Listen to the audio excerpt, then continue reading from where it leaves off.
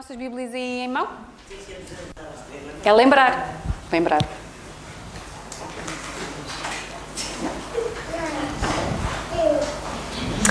Então, quando a Bíblia fala para nós nos lembrarmos, lembrar é um verbo e por isso implica uma ação, é muito mais do que me recordar mentalmente de alguma coisa. Tenho que me lembrar que tenho o frango a descongelar lá em casa, não é só isto. É lembrar, mas lembrar para fazer, é para instigar a ação. Aqui no vídeo falava disso, né? Falava do alvo, quando se viu aquela imagem da seta, é lembrar-nos para fazermos alguma coisa, não é só lembrar por lembrar. E é muito importante nós nos lembrarmos, sendo que há doenças que nos fazem perder a capacidade de lembrar, e é muito importante que nós desenvolvemos essa questão em nós, porque é bom nos lembrarmos. Porque quando nós nos lembramos do passado, de quem éramos, isso faz com que nós possamos viver melhor o presente e capacita-nos também a depois ter o estofo para o futuro. Portanto, é sempre muito importante lembrarmos do passado para vivermos o presente e quando chegar o futuro, porque o futuro quando chega é presente, não é? O amanhã não que existe, o amanhã quando chega é hoje e nós vivemos sempre no hoje. Quando chegar o amanhã, nós vamos conseguir fazê-lo melhor porque temos os passos bem dados. Queria-vos pedir para vocês lermos todas juntas Deuteronômio e capítulo 15, versículo 15, Deuteronômio, Pentateuco, primeiros 5 livros da Bíblia.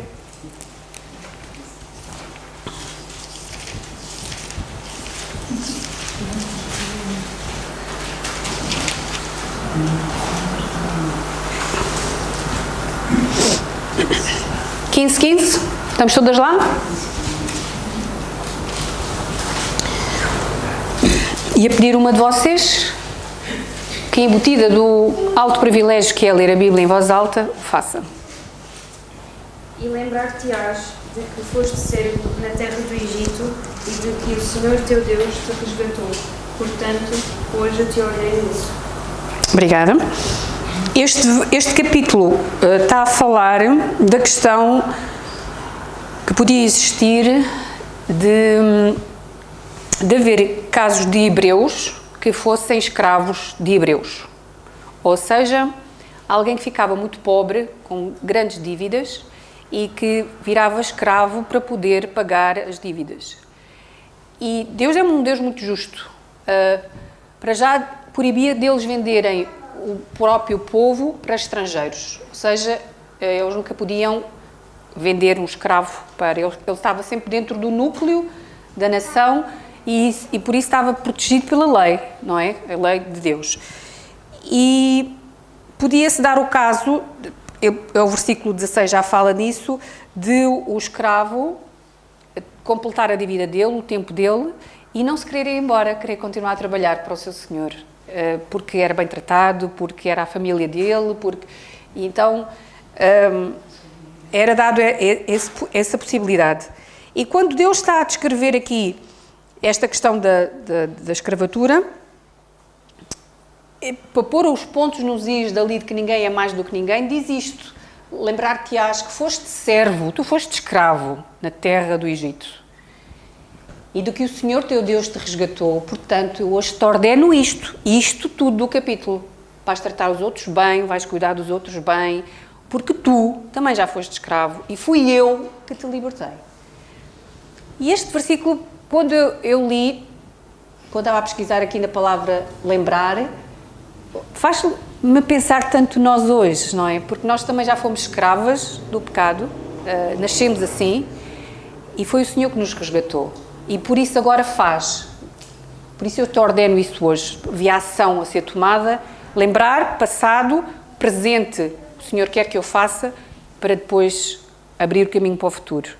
E eu queria ler este versículo com vocês exatamente para nos fazer meditar nesta questão do passado, de quem nós éramos, e não é pensar no passado do que eu fiz isto, era uma bandida, fiz mal, mas é ter a noção que eu era uma pecadora perdida, E nós aqui estamos todas neste patamar. Tínhamos 80 anos ou 15 anos, todas nascemos a pecar e fizemos já coisas muito más. E foi o Senhor que nos resgatou e temos que nos lembrar sempre disso. Nós, ao domingo aqui, quando celebramos a ceia do Senhor e fazemos o que o Senhor disse, Ele disse, fazei isto em memória de mim. Lembrai-vos do que é que eu vos disse e trazei à vossa memória o que é que nós vamos simbolizar aqui com os símbolos. Vamos reproduzir a vossa salvação. Foi preciso uma carne e foi preciso o sangue do Senhor Jesus para nos salvar. E é por isso que nós fazemos isto repetitivo. Porque podíamos fazer uma vez por mês, uma vez por ano. No início da igreja, em Atos dos Apóstolos, faziam todos os dias. Porque estava tão fresco, estava tão ativo na vida deles, a salvação que eles tinham recebido por meio do Senhor Jesus. E nós fazemos uma vez por semana, mas devemos nos lembrar sempre, e ao fazê-lo com consciência de que fazer isto, foi o Senhor Jesus que disse, fazer isto em memória de mim. Fazer isto e pensai em mim. Pensai no que eu fiz por vocês. É trazer à memória isto. É lembrar-nos. E isso é um exercício muito poderoso. Porque quando eu tenho isto vincado dos símbolos em mim, esta verdade é assim, parece simples. E é simples porque uma criança consegue percebê-la. É isso que nós ensinamos na escola dominical ao domingo, nas nossas crianças. E acreditamos que uma criança, mesmo pequenina, pode ser salva se perceber esta verdade. Que tem coisas erradas, que afastam de Deus, mas que Jesus veio para trazer para o pé de Deus. É simples esta verdade.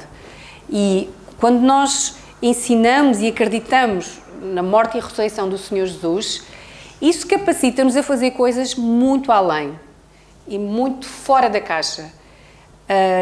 E foi isso que o apóstolo Paulo fez com Timóteo, quando escreveu na sua última carta, a última carta de Paulo, que foi a segunda carta a Timóteo, e para encorajar este jovem pastor, que dava indícios que tinha assim algumas vulnerabilidades, que era uma pessoa um bocadinho mais medrosa. Então, Paulo, para o capacitar para a tarefa que ia para a frente, até porque tinha a noção que o tempo de partida dele aqui no mundo estava a acabar. E para incentivar Timóteo, ele pega nesta verdade de uma maneira maravilhosa. E eu queria que vocês abrissem as vossas Bíblias na segunda carta a Timóteo, capítulo 2.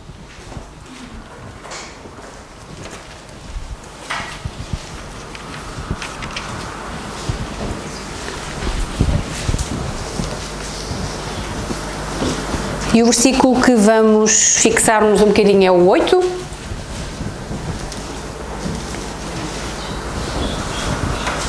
E depois vamos perceber o contexto dele. Primeiro vamos agora lê-lo isolado e depois vamos perceber o contexto. Pode ser?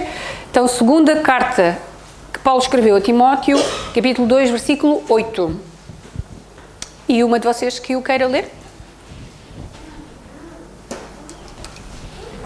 Lembra-te que Jesus Cristo e é da descendência de Davi, ressuscitou dos mortos, segundo o meu Evangelho.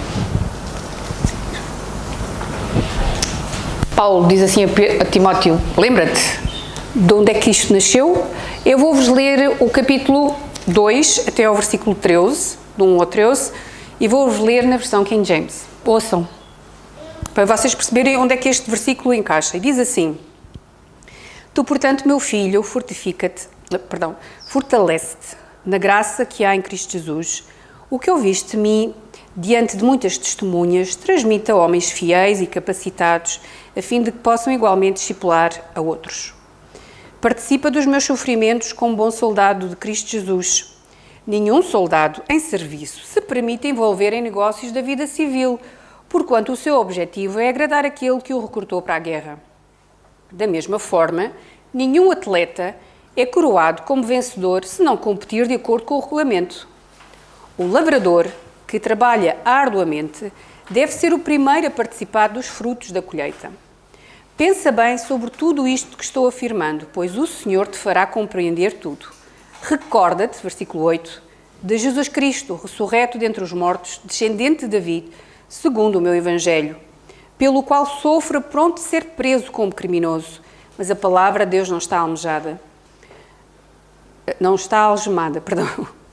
Por este motivo, suporto todas as aflições por amor dos eleitos, para que também eles alcancem a salvação que está em Cristo Jesus, com glória eterna.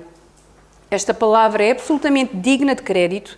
Se já morremos com Ele, da mesma forma com Ele viveremos. Se perseverarmos com Ele igualmente, reinaremos. Se o negarmos, Ele também nos negará. Mas se somos infiéis, Ele, entretanto, permanece fiel, porque não pode negar-se a si mesmo. Então, Paulo está aqui a incentivar Timóteo, e está a falar aqui da questão do soldado que está na guerra, que tem que estar focado no foco de quem o recrutou. Fala do atleta que está a correr, para ser vencedor tem que cumprir o regulamento. E fala do lavrador que, ao lavrar a terra, com esforço, com dedicação, todos os dias, para depois poder colher algum fruto, ele está a querer dizer a ele que a vida é difícil, e fala aqui dele, por isso suporto todas as aflições. Ele estava numa prisão a fazer isso mesmo, a suportar essas aflições, mas o que o mantinha é: lembra-te disto. Lembra-te de... eu não tenho esse versículo aqui. Lembra-te de Jesus Cristo ressurreto, da descendência de David, segundo o meu Evangelho. Quando ele aqui diz o meu Evangelho, é segundo o Evangelho que me foi confiado. Ele também diz isso na primeira carta a Timóteo. Não é questão de orgulho, é o meu, fui eu. Não, foi a mim que me foi confiado, e tu sabes que isto é a minha menina dos olhos, é isto que eu guardo e preservo e protejo. E a verdade é esta básica que eu queria vos lembrar, porque vocês sabem, não é? Mas é bom lembrar, trazer à memória, guardar e lembrar para fazer. Jesus Cristo morreu, ressuscitou para nos salvar. E se eu acredito isso, e eu acredito que vocês todas acreditam, então todos os sacrifícios, todas as lutas, todas as renúncias, toda a abnegação é sempre pouco comparado com o muito que Ele nos deu. A nossa passagem fala aqui da glória eterna. Não fala, acho que é no versículo a seguir, no 9. Que nos salvou para a glória eterna. É isso que Ele nos dá. Esta salvação que Ele nos dá é tanto que tudo aquilo que eu aqui suportar nunca vai ser maior do que aquilo que me é dado. Estão-me a conseguir explicar? Sabem que eu não sei, como vocês também, o que é que vai acontecer em 2026. Quando acabou 2025 eu olhei para trás, assim, olha, nunca imaginei que ia acontecer isto, aquilo e aquilo, e aconteceu. Eu não sei o que é que vai acontecer em 2026. De bom ou de mau. Mas sei que se esta verdade estiver bem fresca na minha memória, logo assim à entrada dos meus ficheiros, não está lá no fundo enterrado, eu consigo suportar tudo muito melhor. Porque me lembro do que é que Deus fez para me salvar. Lembro-me que eu estava no Egito e foi Deus que me resgatou, que me comprou com o seu precioso sangue do Senhor Jesus. Se isto estiver vincado e forte em nós, o que vier é melhor digerido. Porque eu sei o meu valor. Eu sou salva pelo precioso sangue do Senhor Jesus. E por isso é que é importante nós lembrarmos do passado, perdida, presente, salva, e o futuro é glória eterna. E quando eu penso na glória eterna, tudo aqui fica numa escala muito pequenina. Estão a ver o que é? Glória já é fixe. Eterna. Sempre. Não há limites. Há uma cantora cristã que numa das músicas, ela a cantar, diz que a eternidade quase que vai ser suficiente para te louvar como deve ser. É quase. Estão a ver o que é uma eternidade? É sempre. E quase que a ideia que está a passar é, se a eternidade acabasse, mesmo assim não era suficiente para engrandecer como tu mereces. E a eternidade nunca acaba, porque a eternidade não tem fim. Só para vos fazer ver que o peso das coisas do futuro, ou aquilo que vamos receber, ajuda-nos a viver o presente, agora de outra maneira. O apóstolo Paulo diz isso num versículo que eu acho que vocês conhecem. Eu estou a saltar uma parte, porque Uma palavra que eu queria que nós também adequássemos a esta verdade, ou seja, esta verdade de que Jesus morreu, ressuscitou e me salvou, faz recalibrar a minha alma. Ou seja, eu já sou crente há algumas décadas, no meu caso, vocês umas mais, outras menos, e esta verdade foi o princípio de tudo. Olha, foi o ponto de partida, não é? Ninguém é salvo se não acreditar nisto. Depois de acreditar que já andámos muito, e é importante nós recalibrarmos as nossas almas com esta verdade para podermos estar alinhadas no caminho certo. E recalibrar, estive eu a procurar no dicionário, é o seguinte, eu pensei em recalibrar, pensei em pneus, mas é mais. Recalibrar significa calibrar novamente, ajustar ou afinar de novo um instrumento, um aparelho ou um sistema para que volte a funcionar com precisão. É fazer uma nova calibração, garantindo que algo volte ao seu estado ideal ou correto. E, por exemplo, nós podemos recalibrar uma balança, um termostato, um computador. Acho que os pneus também, não sei porque eu pensei nos pneus. Isto para dizer que é voltar ao estado ideal, ao estado inicial, a funcionar bem. E a nossa alma começou a funcionar bem quando nós aceitámos o Senhor Jesus com esta verdade. E continua a funcionar bem se isto nos estiver a pautar. E por isso é importante recalibrar. E era isso que, neste primeiro culto do ano, eu queria fazer com vocês, recalibrar esta verdade. E quando estava há pouco a falar da glória eterna, agora sim, é este versículo que vocês conhecem, porque a nossa leve e momentânea tribulação produz por nós um peso eterno de glória muito excelente. E a versão King James diz: pois as nossas aflições leves e passageiras estão produzindo para nós uma glória incomparável de valor eterno. Quem passa por problemas nunca os acha leves nem momentâneos, certo? Nunca. Porque eles custam, porque eles afligem a nossa alma, porque eles nos oprimem. Mas comparado com a glória eterna, eles são leves, que é fixe, uma coisa leve não custa, e momentâneo, vai passar, passageiro. Até que seja uma coisa, imaginem uma doença que agora surgia, que era incapacitante e que eu vivia 10 ou 15, 20 anos com esta doença. Até ao fim dos meus dias, o que fosse, é leve e momentâneo, comparado com a glória eterna. Um problema familiar que não parece ter solução e que se arrasta há muito tempo, é leve e momentâneo, comparado com a glória futura. Estão a perceber? Tudo numa escala de eternidade fica pequenino aqui neste mundo, mas temos que ter esta verdade a nos recalibrar. Eu era pecadora, fui salva pela graça de Deus. E se Deus deu o seu Filho, como não nos dará agora todas as coisas? Vai dar. Todas as coisas que precisarmos, atenção. Não é como as crianças que têm tudo o que querem. É todas as coisas que nós realmente precisarmos. E para finalizar, porque também há pouco estávamos a falar sobre esta questão do que o amor é sempre sacrificial, o versículo que eu acho que frisa isso bem é este, de Romanos 13, 8, que eu vou ler.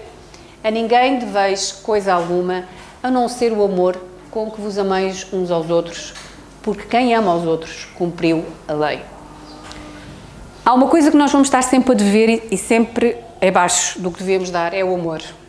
Amor a Deus, amor ao próximo, amor a quem está próximo. Nós nunca podemos dizer, olha, eu amo-te na perfeição. De mim já não posso dar mais nada porque a escala já está completa. Temos sempre mais, até porque esse sacrifício é constante, não é? Um dia é uma maneira, do outro dia de outra maneira. Mas que Deus nos ajude agora neste novo ano a termos esta maturidade, a recalibrarmos, irmãs, e que se calhar usemos o domingo, mas mais do que isso, mas pelo menos o domingo, para nos recalibrar daquilo que o Senhor Jesus fez por nós. E porque é que Ele instigou que era uma coisa que tínhamos de fazer periodicamente, fazer isso em memória de mim? Porquê? Porque se nós nos esquecermos, ou se nós minimizarmos, ou se nós banalizarmos, e às vezes podemos o fazer, vamos estar a desvirtualizar esta verdade e vamos desviar-nos. Porque se eu não tenho bem a noção de que, apesar de eu ser pecadora, ainda hoje sou frágil e preciso dele, eu se calhar meto-me em aventuras que não deviam pôr. Porque acho que sou capaz. E não sou. Vocês também não. Ninguém aqui é melhor do que ninguém. E há pouco tempo, foi o domingo passado, nós estávamos aqui à hora do almoço e estávamos a falar de alguns exemplos de irmãos, infelizmente, que pecaram feio. Pecaram assim feio, mas pecaram e isto foram fonte de escândalo. E como é que um filho de Deus, com décadas e décadas de ministério, a servir, a ser bênção, faz uma coisa terrível como essa? Nós somos todas capazes disso. Todas. E o diabo está sempre à espreita que a gente deixe uma porta com uma brechazinha, é só o que ele precisa. É ali que ela treme, é ali que ela cai. E depois tem a maneira de nós cairmos e queremos tapar. E depois, como conseguimos fazer uma vez, ninguém soube, continuamos a fazer também. Até um dia que a verdade é exposta. Nós não somos melhores do que ninguém, irmãs. E é bom termos a noção de que neste início de 2026 somos capazes de coisas terríveis longe de Deus. Temos é que estar perto, porque perto dele, ele abre-nos os olhos, ele ilumina o nosso caminho e mostra o que tem que ser corrigido, mostra o que tem que ser melhorado, para em tudo isso glorificar o seu nome. E este era o meu desafio para 2026, para mim pessoalmente. Espero que para vocês também, e era isto que eu tinha esta tarde para falar a vocês.